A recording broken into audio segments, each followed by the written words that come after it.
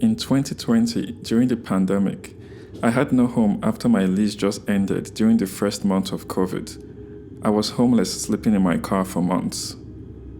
I got hired as a screening nurse at a hospital in Seattle, working 13-hour shift.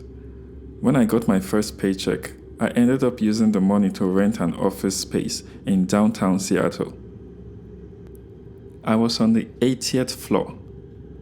Took 2 elevators to get up there. I remember bringing a blow-up mattress into my office to sleep. Mind you, being in the pandemic, nearly the entire building was empty. I was up on the 80th floor, usually alone. I had no windows in my office. I could see the view if I walked around through the hallways, and I enjoyed the view. Some nights my heart would be pounding in fear. I would hear elevator door open and close every night, around midnight or 3 a.m. Having no neighbors or literally barely any services, I would hear the elevator sound in the middle of the night, but never hear anyone walking. I would force myself to sleep, knowing that this would not be my life forever. In the mornings, I would go take a shower. I took a shower in the bathroom stalls, which were down the hallway. I would get my nursing scrubs, my shoes, and then head down to my car, which I drove to work. Sometimes I took the bus if I ran out of gas. One day I came back from work and it was really late at night. I ordered some pizza and watched a short movie on my phone. I was about to head to bed when I heard the elevator again. This had been very common recently. For the first time, I actually heard footsteps.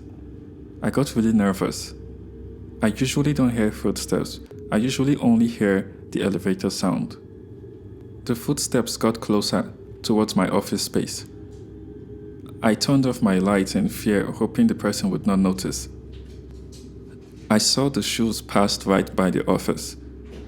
There was a space at the bottom of the door, but that was a bit transparent. I stayed as quiet as I could so the person would not notice me. After a few minutes, the person came back. He was standing right outside the door. I didn't know what to do. He was just standing there. If it was a he or she, I'm not really sure. The person continued to stand there for 2 hours.